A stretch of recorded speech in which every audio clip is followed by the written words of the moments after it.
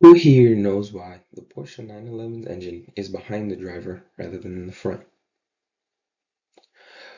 I'm going out on a limb here and assuming that not many of you know why, unless you, like me, are a car nerd.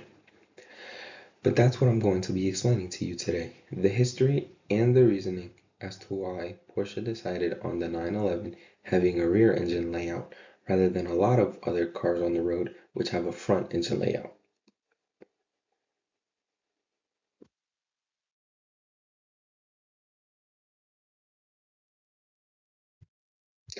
When it comes to the history of the 911, we must go way back to the beginning of Porsche itself. The founder of Porsche was Ferdinand Porsche, and before producing their own cars, they developed and consulted designs for other vehicles. He worked with the Nazi regime under Adolf Hitler, designing, believe it or not, the Volkswagen Beetle. The Beetle had a rear engine layout. This car was the inspiration for the Porsche 356. You can tell it was due to how similar they are just from the front and the overall shape of the two. You can see the similarities between the middle and the rightmost photo right here, the Beetle on the right and the 356 in the middle. The Porsche 356 was the first car to be under the Porsche name to be mass produced. The creator and designer of the Porsche 356 was Ferdinand Ferry Porsche, the son of Ferdinand Porsche.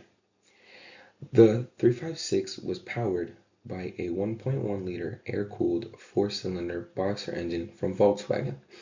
This was the same engine that was used in the Beetle and the Volkswagen Bus. You can see what the engine looks like from the photo right here. It's the leftmost photo. This all leads to the creation of the Porsche 901, which was released in 1963 that had a 2-liter 6-cylinder boxer engine, a much bigger engine than its older brother, the 356. Now the 911 has either a 3-liter or a 3.6-liter turbocharged flat 6 gasoline engine, depending on what model of the 911. The 901 was designed by Ferdinand Alexander Porsche, the grandson of the founder of Porsche. The 901 just 1 year later was renamed the 911 in 1964.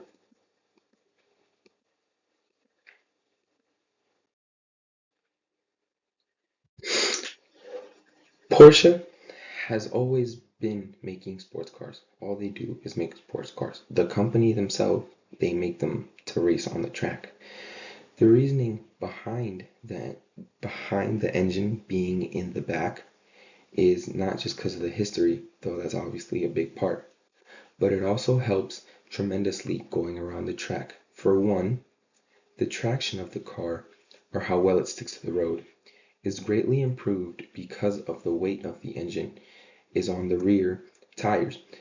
This is a good thing because the car itself is rear wheel drive, meaning that the two rear wheels are the ones that move the car, as opposed to most cars that you see on the road, which are front wheel drive, meaning that the two wheels on the front are the one moving the car.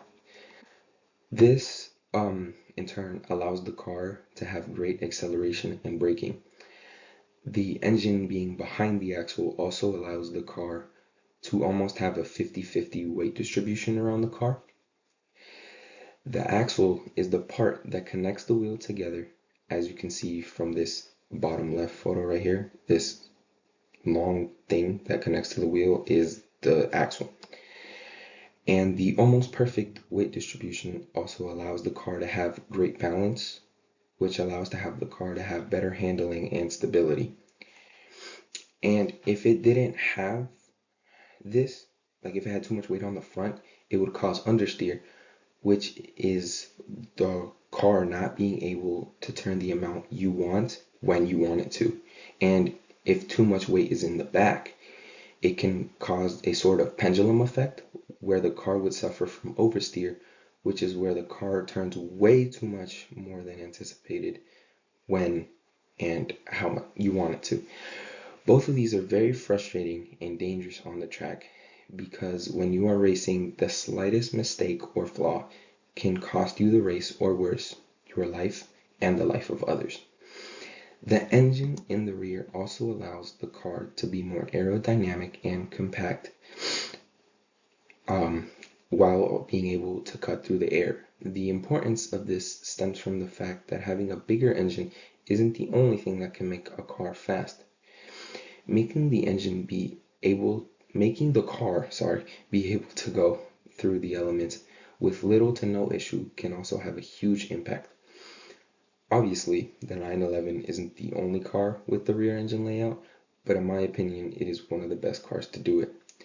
The 911 isn't just a car, but it is also a piece of art, a piece that tells a story from the beginnings of Porsche when they first began producing cars up to present day, where they have advanced so much from modernizing the design of the car itself to have a huge technological advancement that changed the racing industry as a whole.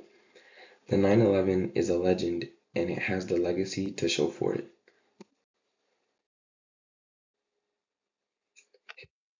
Thank you for listening to me talk about cars that you could care less about, and these are my sources and citations.